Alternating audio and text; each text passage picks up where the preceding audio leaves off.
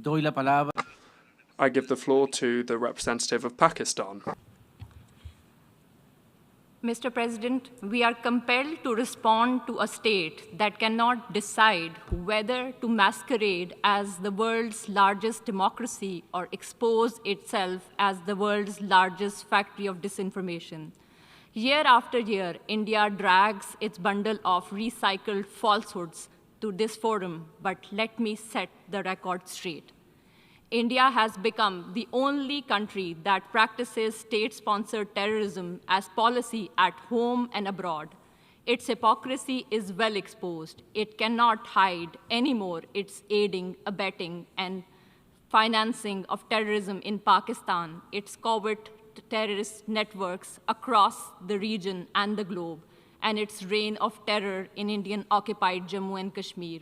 Through its proxies like TTP, BLA, and Majid Brigade, Indian-sponsored terrorism has not just claimed lives of thousands of innocent civilians in Pakistan, it has turned places of worship, learning, and livelihood into sites of carnage.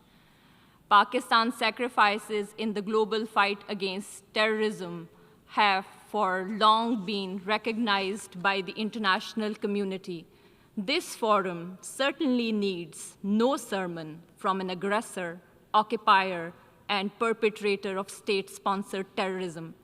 Pakistan not only condemned, but also called for credible, impartial, and independent investigation into Pahalgam incident. If India had nothing to hide, it should have agreed to such investigations. After the incident, despite calls for restraint, dialogue, and diplomacy by the international community, India escalated the situation and committed unwarranted aggression against Pakistan from 7 to 10 May 2025, killing innocent men, women, and children. Pakistan has maintained a principled and calibrated approach before, during, and after the conflict, avoiding harm to civilian and civilian infrastructure. India's reckless brinkmanship and provocative posturing exposed its hegemonic ambitions. When its adventurism collapsed into defeat, it resorted to excuses, but the truth could not be concealed. The bubble of hubris has been burst, the myths of military might shattered, and the irrefutable evidence of Indian losses has been provided and well documented by the international community.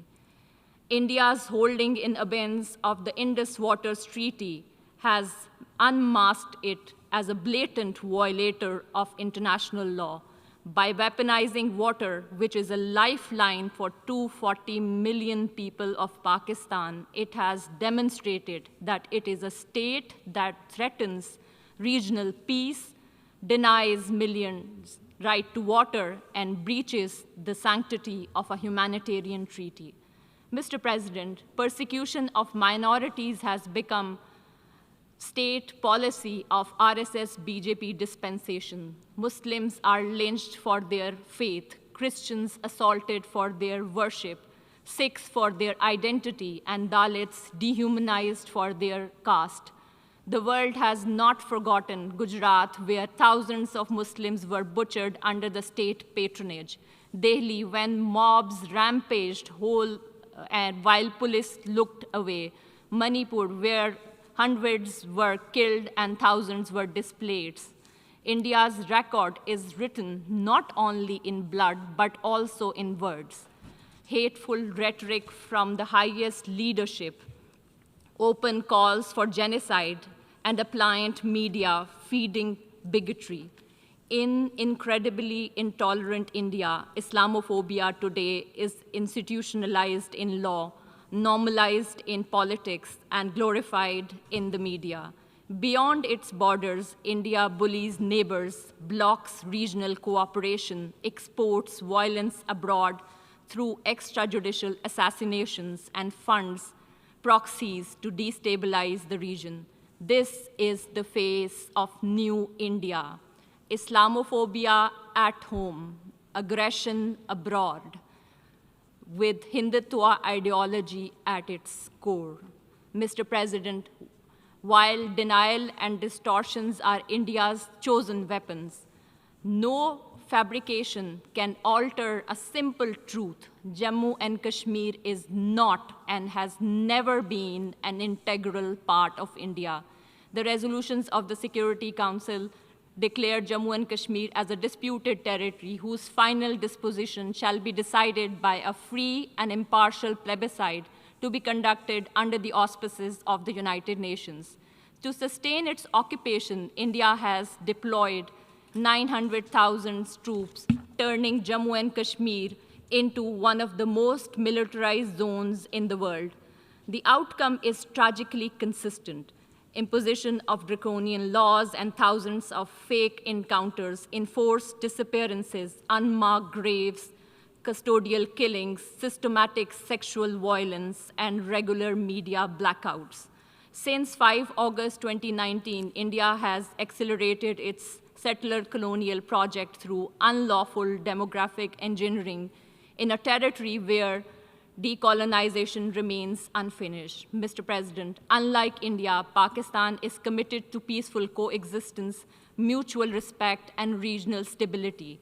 But we have made it absolutely clear India has no license to violate our territorial integrity and sovereignty and kill innocent civilians.